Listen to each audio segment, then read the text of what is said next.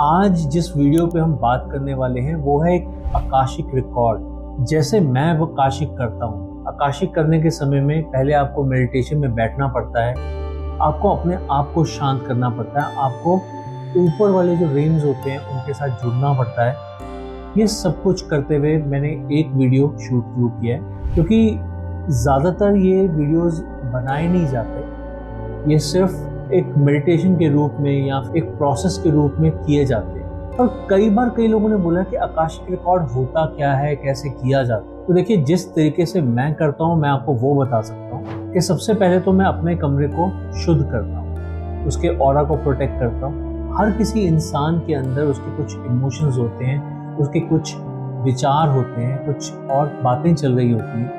तो उसी तरह मैं भी एक इंसान हूँ, मेरे अंदर भी कुछ इमोशंस होते हैं, मेरे अंदर भी कुछ विचार चल रहे होते हैं, कुछ चीज़ें चल रही होती हैं। तो उन सबको शांत करने के लिए सबसे पहले मुझे भी मेडिटेशन में बैठना होता है। तो सबसे पहले मैं मेडिटेशन में बैठता हूँ, जैसा कि आप देख सकते हैं वीडियो के अंदर। उस समय मेडिटेशन में बैठने के बाद मैं नॉर्मली जिस भी जगह पर लेटता हूँ, जैसे कि एक हमारी रिक्लाइनेबल चेयर होती है, उसके ऊपर अगर लेट गया, या फिर एक सोफे पे लेट गया, या फिर एक बेड पे लेट गया, जहाँ पर भी लेट गया, जहाँ पर भी जिस समय भी मैं आकाशिक कर रहा हूँ, तो मैं उस समय पे जब लेटता हूँ तो अपने आसपास पूरा का पूरा वातावरण जो है वो शांत रखने की कोशिश करता हूँ। उस समय में थोड़ा सा लाइट सा म्यूज़िक चल रहा होता है, ताकि मैं जब ट्रांस में जा रहा हूँ तो ट्रांस में जाते समय बहुत ही रिलैक्स रहूँ, क्योंकि ये सब कुछ मेरे अपने अंदर चल रहा होता है। ये मेरी आज की एक दिन की प्रैक्टिस नहीं है, ये कई सालों की प्रैक्टिस है।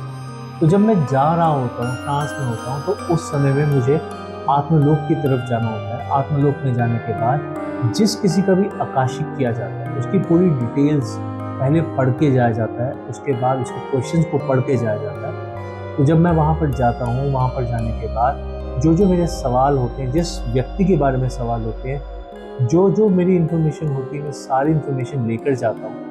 उसके हिसाब से उसके रिकॉर्ड्स खुलते हैं। एक इंडिविजुअल के जो सवाल होते हैं, वो सभी सवाल लेकर मैं जब वहाँ जाता हूँ तो उनके जितने जवाब मिल पाते हैं, उन सब जवाबों को लेने के बाद मैं वापस आता हूँ। एक सेशन करने के बाद जैसा कोई भी इंडिविजुअल फील करता है, अगर मान लीजिए मैं किसी और के ऊपर PLR कर रहा हूँ, पास्ट लाइफ रिग्रेशन कर रहा हूँ, तो जैसा वो फील करते हैं बिल्कुल वैसा ही मैं फील करता हूँ। आने के बाद डेफिनेटली कुछ वो जो चीज़ें होती हैं, जो मेन पॉइंट्स होते हैं, वो मैं कहीं ना कहीं लिखता हूँ ताकि मुझे याद रहे। तो ऐसा ही एक आकाशिक रिकॉर्ड जो मैंने अभी रिसेंटली किया, जिसके कि आप ग्लिम्सेस देख पा रहे हैं, जो इस वीडियो में दिखाया जा रहा है। तो मेरे पास एक मैम आई, और मैं उनकी इन्फॉर्मेशन नहीं दे सकता हूँ, वो कहाँ से आई थी, उनका क्या नाम था। तो उनका जो सवाल था वो मैं आपको बता देता हूँ। उनका सवाल था कि मेरी लाइफ में पीसफुल एनवायरनमेंट कभी भी नहीं रहा। उनका पहला चीज़ थी जो उन्होंने पहली बात बोली थी कि लैक ऑफ पीसफुल एनवायरनमेंट। तो उनका कहना ये था कि मेरी लाइफ में कभी भी पीसफुल एनवायरनमेंट नहीं रहा।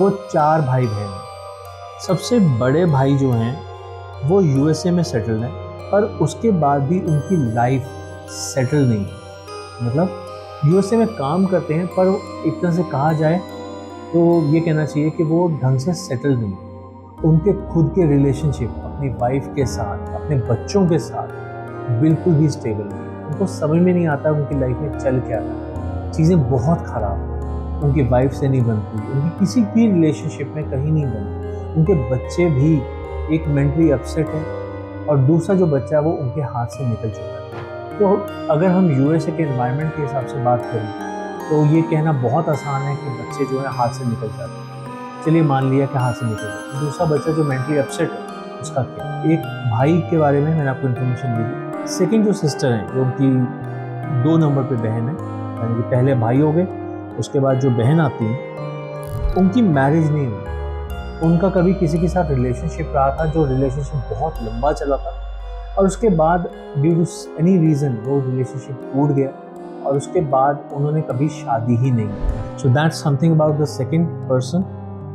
उसके बाद जो तीसरे हैं, यानी कि उनसे बड़ी जो बहन है, और उनका किसी के साथ रिलेशनशिप था जो कि समाज के नॉर्म्स के हिसाब से नहीं था। इस वजह से उन्होंने घर छोड़ दिया और जाकर जिससे भी उनका रिलेशनशिप था उनके साथ जाकर शादी की। उसके बाद फैमिली के साथ उनका बिल्कुल कट ऑफ हो गया, यानी कि आज तक एक कॉल भी वहाँ से नहीं आया। यहाँ तक भी नहीं उनको मालूम है कि उनका बच्चा हुआ या नहीं हुआ, वो पति पत्नी दोनों अभी भी साथ में रहते हैं या नहीं रहते, तो उनकी लाइफ क्या चल रही है, कैसी चल रही है, क्या कमा रहे हैं, कहाँ काम कर रहे हैं, क्या रहे हैं, कुछ भी मालूम नहीं। तो सबसे पहले बड़े भाई, उसके बाद दूसरी बहन, फिर तीसरी भी बहन है, अब चौथे नंबर पे जो हैं तो वो मैम हैं जो मेरे पास आई थी। और उनके साथ क्या है कि उनकी माता पिता जो हैं वो भी उन्हीं की रिस्पॉन्सिबिलिटी में। तो बड़ा भाई जो कि यूएसए में रहता है, क्योंकि वो अपनी ही लाइफ में बिजी इतना है, अपने ही रिलेशनशिप को संभाल नहीं पा रहा, तो अपने माता पिता को तो बिल्कुल पूछता नहीं। उसके बाद जो सेकेंड नंबर पे बहन है, जिनकी कि अभी शादी नहीं हुई है, वो कुछ कमाती भी नहीं है, वो खुद नहीं कमा रही है, तो इसलिए जो खर्चा है वो सारा का सारा माता पिता पे आ जाता है। उसके बाद आ जाती हैं तीसरी बहन जो कि घर छोड़कर जा चुकी हैं, तो उनकी तरफ से भी कोई योगदान नहीं है। अब चौथी जो ये खुद हैं जो मेरे पास आई थी मैम, उनका कहना ये है कि मैं अपने ससुराल में रहती हूँ, पर मेरे को हर वक्त अपने मायके के लिए भी सोचना पड़ता है। उनकी जितनी भी रिस्पॉन्सिबिलिटीज, क्योंकि जब कभी भी कहीं हॉस्पिटल लेके जाना है अपने माता जी को, अपने पिताजी को या अपनी बहन को, या किसी भी वजह से कहीं पे भी जाना है, तो इनकी तरफ ही देखा जाता है, तो इनको जाना पड़ता है। कोई भी छोटी बात हो जाए, बड़ी बात हो जाए, हर चीज़ में इनको इन्वॉल्व होना पड़ता है, जिस वजह से कि तो खुद की गृहस्थी चल रही है वो भी बहुत ख़राब चल रही है। उनके हस्बैंड चाहते हैं कि वो अपनी उन रिस्पॉन्सिबिलिटीज़ को घर के बाहर रखें, घर के अंदर जब वो होती हैं तो सिर्फ अपने घर की बन के रहें, अपने बच्चों को देखें। उनके दो जो बच्चे हैं वो दोनों ही पढ़ाई से दूर हैं, ढंग से पढ़ नहीं रहे। वो खुद जॉब करती हैं, उनके हस्बैंड जॉब करते हैं, और दोनों के अंदर भी आपसी तालमेल नहीं है। बच्चे बिल्कुल अपने हाथ में नहीं है, पढ़ते नहीं है, पढ़ाई में उनका बिल्कुल कोई इंटरेस्ट नहीं है। तो मतलब एक तरह से देखा जाए तो उनको वो पीसफुल एनवायरनमेंट नहीं मिल पाया। अगर उनका मायका बिल्कुल सेटल्ड होता तो फिर वो अपने ससुराल में भी सेटल रह पाते, और ना ही वो मायके की तरफ से सेटल्ड है, ना वो अपने ससुराल की तरफ से सेटल्ड। तो जब मैंने उनका आकाशिक किया तो जो मुझे मोटी मोटी इन्फॉर्मेशन मालूम पड़ी वो मैं आपको बताना चाहूँगा कि देखिए, इनका जब मैंने आकाशिक किया तो मुझे मालूम पड़ा कि पिछला जो जन्म था जिसमें कि वो एक कोतवाल होता है, उस समय में कोतवाल हुआ करता था, अंग्रेज़ों का ज़माना था, तो उनका नाम था करीम, और वो रहते थे भोपाल में। तो भोपाल में एक कोतवाली में वो कोतवाल थे। वहाँ पर ना वो बहुत ही करप्ट किस्म के इंसान, बहुत ही करप्ट। मतलब एक तो होता है ना कि कोई अपनी प्रॉब्लम लेकर आया, उसकी कंप्लेंट लिखी जाती है, उसके ऊपर एक्शन होता है, पर वहाँ पर बहुत ही जग जाहिर था, वहाँ पर लोगों को मालूम था किसी इंसान ने कुछ गलत किया,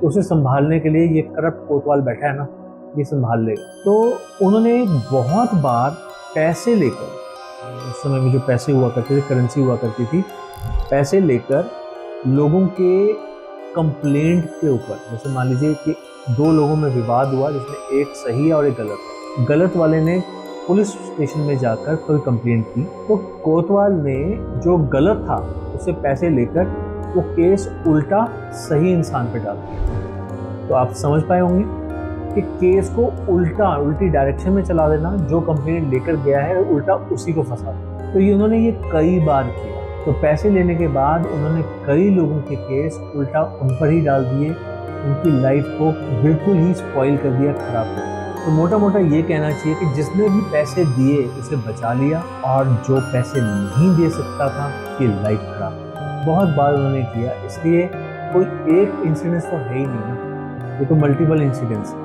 इसके किसी भी एक इंसिडेंस के ऊपर हम ये नहीं कह सकते कि इसके साथ बुरा किया इसलिए इसकी लाइफ में ये पीस नहीं था, पीसफुल एनवायरनमेंट नहीं था। नहीं, उन्होंने बहुत लोगों के साथ गलत, बहुत सारे लोगों के साथ। इन्होंने कभी सोचा ही नहीं कि जिसे भी वो फंसा रहे हैं उसके परिवार के साथ क्या बीतेगी, उसके परिवार का क्या बनेगा। ऐसे गलत काम करने की वजह से उन्होंने बहुत से लोगों के व्यापार खराब किए। अगर मान लीजिए किसी का बिजनेस रिलेटेड कोई डिस्प्यूट है और जो अमीर है वो गलत है और उसने कुछ पैसे, कुछ सिक्के उनको दे दिए कोतवाल को, तो जो सही इंसान है उसी के ऊपर जब वो उल्टी बात पड़ जाती है, उसे ही गलत साबित कर दिया जाता है, उसी पे जब एक्शन ले लिया जाता है, तो वो बेचारा छोटा व्यापारी क्या रह गया, क्या व्यापार करेगा, किस काम का रह जाएगा। ना केवल व्यापार खराब किए बल्कि लोगों के परिवार भी खराब। कुछ लोगों को जब ये मालूम पड़ता था कि अब ये उल्टी बात मुझ पे आ रही है तो वो क्या करते थे, या तो वो भाग जाते थे,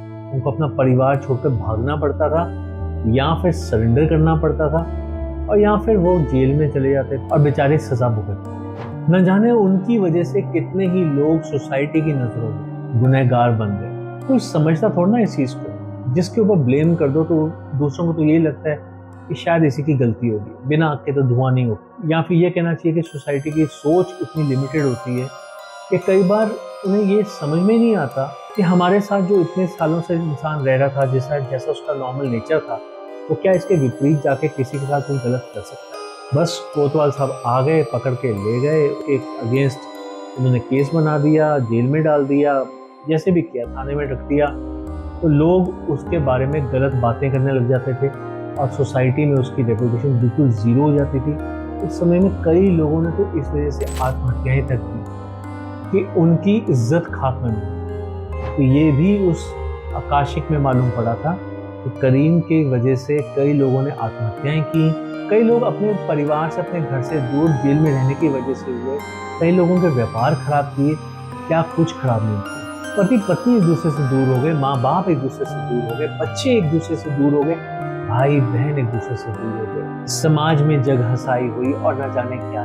तो ये सब कुछ मालूम पड़ा उन मैडम के आकाशिक के दौरान। तो जब मैंने ये बातें उनको बताई तो वो उसे सुनने के बाद बहुत ही परेशान हुई, दिल सा टूट गया कि उन्होंने क्या कुछ किया था, और उन्होंने इन चीज़ों को रिलेट भी किया। वो कहती है कि मेरे हमारे साथ ऐसा ही तो हो रहा है कि भाई अलग रहता है, एक बहन छोड़ के चली गई, दूसरी बहन का अता पता नहीं है, मैं जहाँ पर हूँ मैं वहाँ पर सेटल नहीं हूँ, मेरे हस्बैंड, मेरे बच्चे सब मेरे से दूर हैं, सब मेरे को कुछ समझते ही नहीं है। वो समझते नहीं है कि मेरी रिस्पॉन्सिबिलिटी मेरे मायके की तरफ भी है, अपने माँ बाप की तरफ भी है, पर उतनी ही रिस्पॉन्सिबिलिटी वो निभा नहीं पा रही है अपने ससुराल की तरफ, अपने बच्चों की तरफ, अपने हस्बैंड की तरफ। कल को अगर बच्चे ना पढ़े तो वो उनसे कितना दूर हो जाए। वो ऑलरेडी महसूस करते हैं उनके बच्चे उनसे बहुत दूर हो चुके हैं, उनके माँ बाप उनसे दूर हैं, उनके ससुराल वाले भी उनके फेवर में नहीं है। तो कहीं पे भी उनको ये महसूस होता है कि उनकी लाइफ में कुछ भी उनके फेवर में नहीं है। और वो इस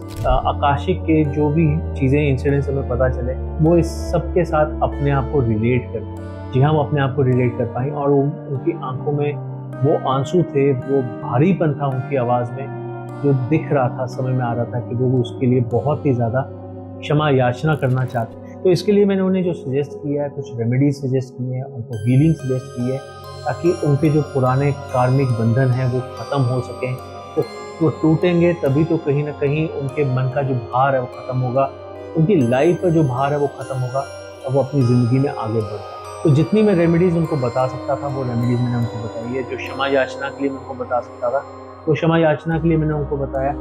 जो कुछ मैं उनको बता सकता था वो सब मैंने उनको बताया, और यहाँ तक कि उनको हीलिंग के लिए भी मैंने उनको बोला है कि आप हीलिंग करवाइए, तभी उनकी लाइफ से ये सारी चीज़ें समय ज़रूर लेंगी, पर कभी ना कभी ख़त्म ज़रूर होंगी, कभी ना कभी उनकी लाइफ स्मूथ ज़रूर होगी। तो आप सबसे मैं यही कहूँगा कि अगर आप भी ऐसे किसी व्यक्ति को जानते हैं जिसकी लाइफ बहुत डिस्टर्ब है, तो आप भी अपना काशिक करवा के कम से कम अपनी रेमेडी शुरू कर सकते हैं, अपनी हीलिंग शुरू कर सकते हैं।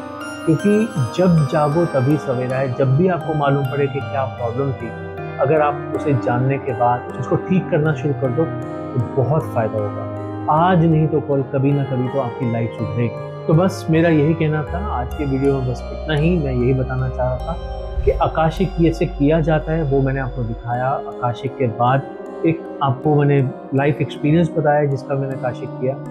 तो मैं उम्मीद करता हूँ कि आप इसे समझ पाए होंगे कि जब हमारी लाइफ में ऐसी कुछ प्रॉब्लम्स होती हैं, मल्टीपल प्रॉब्लम्स होती हैं, मल्टीपल लोगों की वजह से होती हैं, तो उसका रिलेशन कैसे निकल जाता है। सो मैं आप सभी से ये आग्रह करना चाहूँगा कि अगर अभी तक आपने हमारे चैनल को सब्सक्राइब नहीं किया है तो प्लीज़ सब्सक्राइब कीजिए। इंस्टाग्राम पेज पे भी हमें फॉलो जरूर कीजिए। इसके अलावा अगर आपको हमारा आज के वीडियो पसंद आया हो तो प्लीज़ ज़्यादा से ज़्यादा लोगों से शेयर कीजिए, इसे लाइक कीजिए और अपना प्यार यूं ही बरसाइए। So thank you very much for going through this video. Stay happy, stay blessed, safe. Have a nice day. Take care.